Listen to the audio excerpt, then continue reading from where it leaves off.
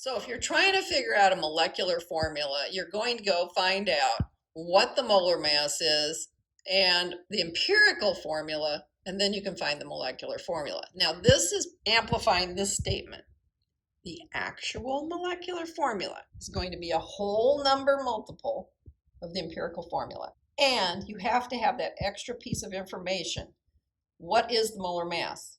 So that you can calculate from the empirical formula. Got to have it. So here we had calculated an empirical formula, and here is the actual molar mass. Now you'll notice they've done a little more. I was rounding everything back to try to not obscure the method by the complexity of the numbers, but they've used the more complex and more accurate mass. If you have this empirical formula, you start saying 3 of the carbons, 4 of the hydrogens, and 3 of the oxygens would give you this. Then you do the division. You end up with a pure number, which in this case happens to be 2. And go ahead and use it on the empirical formula to change all the subscripts to get the actual number. So practice on that. Here's a mass percentage calculation.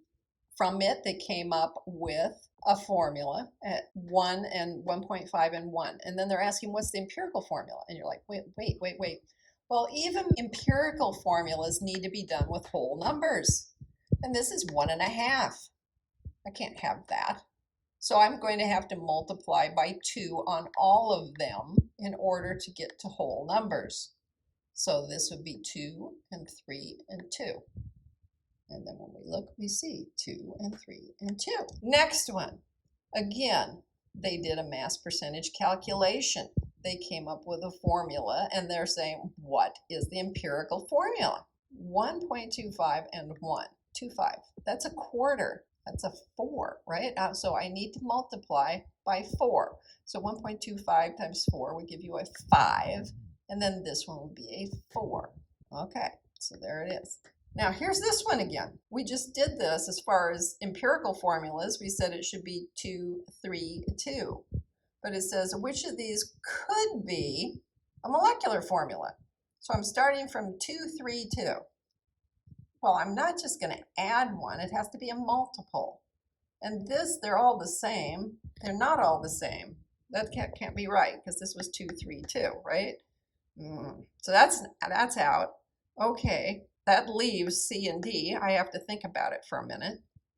Since this was a pattern of 2, 3, 2, the first and the last should match. Oh, that didn't help. They're both matches.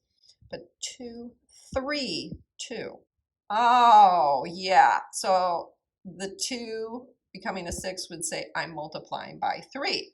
Okay. So when I multiply 3 by 3, I get 9. And so C is the answer on this one. So we have a nice sample to do here. This problem ends with the question, what is the molecular formula?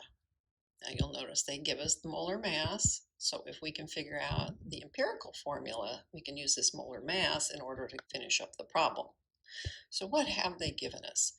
Well, they give us the total mass, and then they broke it out by the elements. And there's 4 of them this time because there's some nitrogen in it as well. We're looking at the carbon, 3.99 milligrams of carbon in the total of 5.80 milligrams. The milligrams are going to cancel, so we'll get a pure number. For the hydrogen, 0.383 milligrams in the 5.80 milligrams. So again, that cancels. The nitrogen, 0.665 in the 5.80. And lastly, the oxygen, 0.760. So what do we get when we run these through the calculator? We get 0.6879, and I'm temporarily have more sig figs than I should. 0.1147, 0.0660, and 0.1310. Okay. So when we look at the number of milligrams of each of the elements compared to the total mass of the sample, we can come up with a fractional number expressed in decimal. which we could turn into a percentage of the sample being 68.79%. But you'll notice I have gone ahead and I have used the trick of saying, hey, if my sample had actually been 100 grams, then I would have gotten 68.79 grams. And I've done that with each of the different elements here. Now I need to change it because I don't want the grams. I want the moles, so I will use the molar mass for each of these. So 1 mole of carbon, how many grams does that weigh? 1 mole of hydrogen, how many grams does that weigh? The nitrogen and the oxygen. And we get those numbers from the periodic table. Carbon, we'll use 12.01 because we don't need 5 sig fig. And the nitrogen, the oxygen, the hydrogen.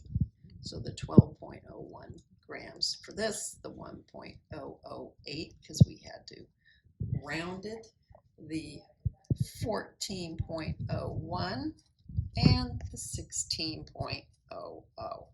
That means we'll be able to cancel the grams in all of these, and we'll have a number of moles for each.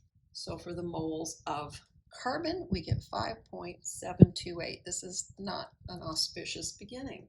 For the moles of hydrogen, 6.548. For nitrogen, 0.8187. And for oxygen, 0.8188. All right. Now, the step that we use at this point is divide by the smallest. Well, that's the 0.8187. So each of these will get divided by that number, 0.8187. Well, this one is close enough that we'll just call it 1. This one actually is 1. 8187. When I do that here, I get something that's very nearly 8. And 0.8187, when I do that, I get 7. So I now have an empirical formula. I know this is the lowest possible set of numbers that could be in the formula. C7H8NO.